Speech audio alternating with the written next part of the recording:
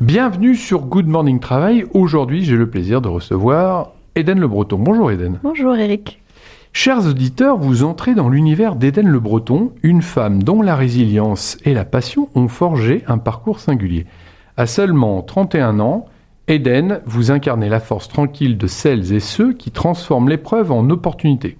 Oui. Après un burn-out précoce, vous avez choisi de réinventer votre vie, de quitter la publicité pour embrasser le sport comme outil de résilience et d'accompagnement. Aujourd'hui, vous êtes la cofondatrice du Prisme, le premier studio privé à Montpellier dédié au bien-être global des dirigeants et des professionnels. Avec votre équipe, vous proposez une approche individualisée, humaine et disruptive, où chaque dirigeant, chaque professionnel trouve un espace pour se reconnecter à son corps, apaiser son esprit et retrouver confiance. Vous êtes la preuve vivante que la jeunesse n'est pas un obstacle à la sagesse, mais un moteur d'innovation et d'écoute. Je l'ai dit dans la présentation, vous avez vécu un burn-out à 25 ans, puis vous avez fait le choix de la reconversion. En quoi cette expérience personnelle a-t-elle façonné l'ADN du Prisme et votre manière d'accompagner les dirigeants d'aujourd'hui ? Alors c'est une excellente question puisque tout est parti de là finalement. En fait, il y a un questionnement. Quand on fait un burn-out, la première chose qui vient se poser, c'est est-ce que je suis alignée ? Est-ce que ce que je fais, ça a du sens ? Est-ce que je me lève le matin et même si quand je peux avoir des journées difficiles, est-ce qu'à la fin de la journée, je suis quand même satisfait de ce que j'accomplis ? Et donc non, ça ne résonnait pas avec moi et avec mon ADN et ce que j'avais envie de transmettre au monde. Ça a été pour moi une passerelle aussi, donc tant personnelle que professionnelle. Parce qu'en fait, le burn-out a eu lieu en même temps aussi que le Covid. Donc en fait, il y a eu tout qui s'est présenté comme une sorte de tempête finalement. Et aujourd'hui, la question s'est posée en se disant, dirigeant ou pas dirigeant, les gens peuvent se reconnaître dans ce que je dis, est-ce qu'il n'y a pas des questionnements profonds à mettre en place une vie finalement professionnelle mais personnelle ? Est-ce qu'il y a quelle est cette barrière ? Est-ce qu'il y a une barrière ? Est-ce qu'il n'y en a pas ? Et est-ce que ce que je fais résonne profondément avec ce que je suis ?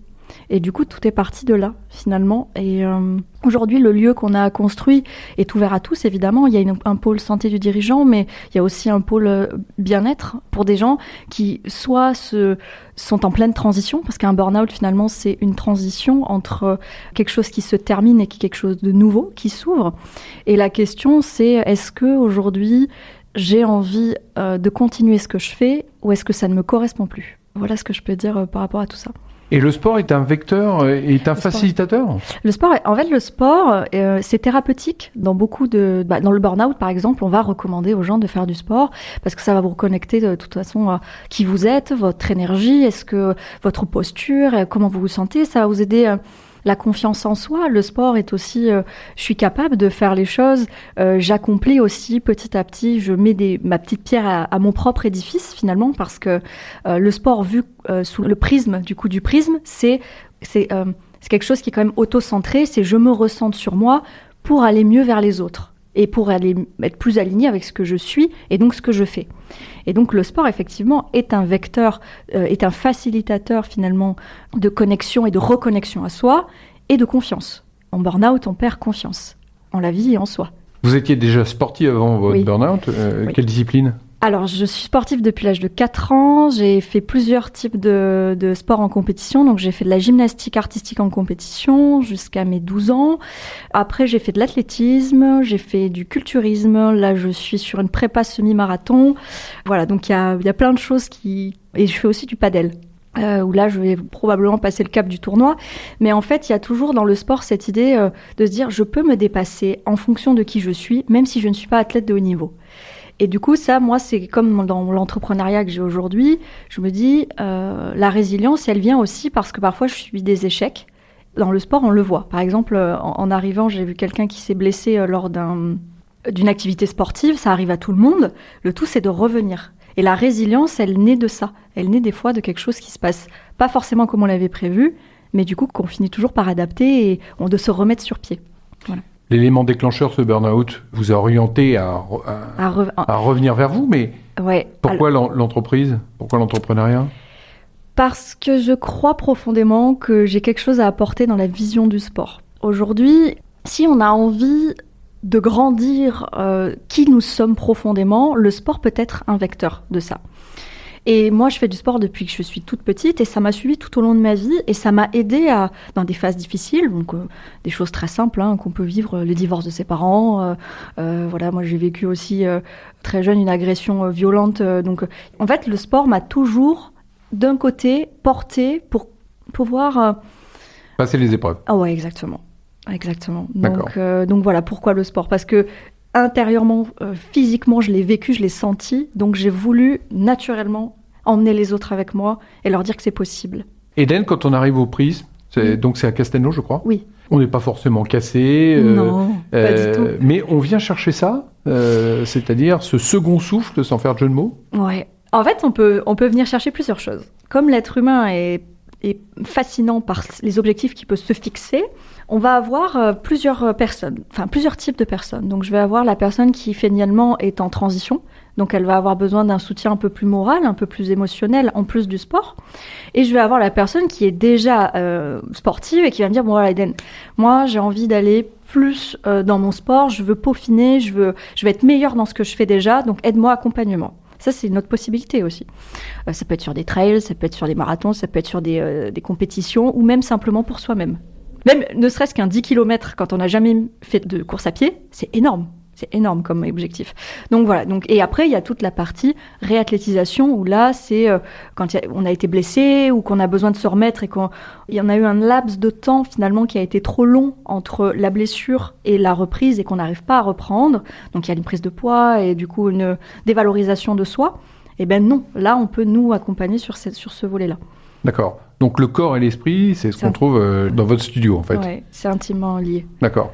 Yoga, boxe et coaching sportif, donc accompagnement. 3 choses sur le papier qui ont vraiment rien à voir, finalement. Mais si on regarde dans les 3 activités, on va avoir la boxe qui va être plutôt quelque chose où je peux aller libérer mes tensions. Je peux aussi, finalement, me relâcher. Sortir la colère. Ouais, exactement. D'accord. C'est beaucoup de colère, absolument. Et de frustration aussi. On retrouve de la frustration, et notamment chez les entrepreneurs ou même des fois dans son métier, voilà, on n'est pas d'accord avec le manager ou peu importe, et ça crée une frustration, donc il faut l'évacuer. Le yoga est plutôt quelque chose basé sur la gestion des émotions, la gestion du stress, le retour à la fluidité, en fait, finalement. Qu'est-ce qui me traverse et qu'est-ce que je peux en faire au lieu de le garder ? Comment je peux l'exprimer ?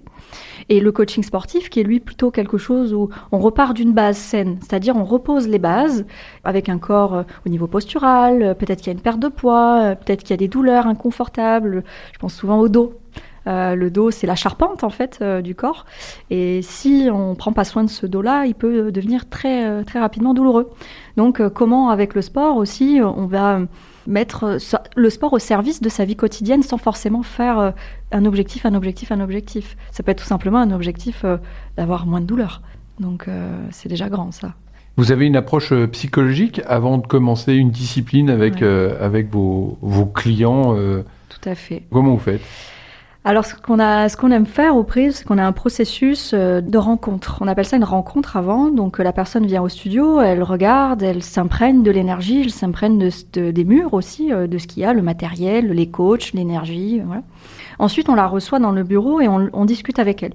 Ok, bon, aujourd'hui, tu es là pourquoi ? Est-ce que le Prisme, on te l'a recommandé ? Ou est-ce qu'au contraire, tu nous as trouvé complètement naturellement ? Et à partir de tout ça, en fait, on va créer un accompagnement complètement sur mesure. Donc ça veut dire quoi ? La personne, elle a envie de venir, elle se dit « Ouais, moi je veux reprendre le sport ». Bon, très bien, ok. Combien de temps tu peux allouer à cette activité ? Est-ce que tu as un objectif spécifique ? Est-ce que tu as des pathologies ? Est-ce que tu as des douleurs ? Ou est-ce que tu as des inconforts ? Est-ce que tu es prête à te dire « Ok, là je vais investir mon temps, mon énergie, mon argent pour quelque chose qui a du sens pour moi ». Voilà. Et du coup, on va créer cet accompagnement en fonction du type de personne. Donc c'est effectivement une approche assez psychologique et émotionnelle quand même, en amont. Et ensuite, on fait une séance de découverte. Et là, à ce moment-là, la personne a toujours le choix de continuer ou de s'arrêter là parce que c'est pas ce qui lui correspond. Il y a combien de personnes là au Prisme qui accompagnent Aujourd'hui, en fait, on est 4. Donc, on a Bruno et moi. Donc, on est les 2 associés. On est au coach aussi de métier. Bruno et votre conjoint, je crois. Et mon conjoint aussi, On le salue. ici. Oui, salut Bruno. Et du coup, donc Bruno, moi, et après on a une coach qu'on a en formation, elle peaufine sa formation en CQP Fitness, donc elle intégrera l'équipe du Prisme en tant qu'indépendante pour développer aussi sa clientèle avec une approche globale et santé comme elle peut le connaître au Prisme. Et après, on a un autre coach qui, lui, est en indépendant, qui est un coach sportif et il a une spécialisation en boxe anglaise. Donc, en fait, on vient peaufiner autour... au Prisme, on a, comment on appelle, une pluridisciplinarité des activités pour avoir toujours un champ de possibilités ouverts pour les clients. Donc, par exemple, moi, je fais du yoga et le coaching. Bruno, il fait la préparation physique, le coaching et la boxe thaïlandaise. Nicolas, lui, va faire la boxe anglaise et le coaching, simple. Et en fait, on va tous se répartir tout ça entre nous. Du coup, je dirais que oui, par jour, moi, je suis à 5 heures. Alors, ça dépend des jours, mais entre 4 et 5 heures de coaching par jour. Donc, vous avez toujours la forme, alors vous êtes toujours en activité physique. Ah oui, moi, j'ai un métier, effectivement, qui me demande d'être assez présente. Physiquement, c'est où, à Castelnau ? Physiquement, on est dans le petit centre-ville, donc on a la Placette avec tous les restaurants et on est dans le cœur de ville de Castelnau, en fait, vraiment en rez-de-chaussée, sur la rue Pasteur. On peut passer devant en voiture, d'ailleurs. D'accord. Donc, et c'est ouvert du lundi au samedi ? Non, on est ouvert du mardi au vendredi de 10h à 20h et après le reste du temps, on fait des interventions en entreprise. C'est en train d'être vraiment demandé, justement, le bien-être des collaborateurs. Donc le lundi est alloué aux entreprises, le samedi matin est alloué aux événements parce qu'on a une partie événementielle sportif aussi. Les coachs animent, ça peut être des ateliers nutrition, ça peut être des ateliers gestes postural, ça peut être le stress aussi. On fait pas mal d'activités liées à ce volet-là. Un réel engagement. On peut parler du modèle économique, c'est pour avoir une idée ? Comment ça fonctionne ? Alors nous, on a imaginé 2 choses. Donc on a un volet justement particulier. Donc on va toujours avoir une seule personne. Donc il va y avoir un coach, une personne. On a 3 espaces dédiés. Donc il peut y avoir 3 activités en même temps, donc 3 coachs qui coachent en même temps. Donc ça fait quand même un beau rendement. Ça, c'est le volet particulier. Donc on vient dans la structure en physique. Et après, on a le volet entreprise. Nous, on se déplace et on travaille avec les CSE. On travaille aussi sur le pôle QVT sur certaines entreprises en fonction du nombre de salariés. Et on met des actions en place QVT. Donc en fait, on a vraiment ces 2 volets.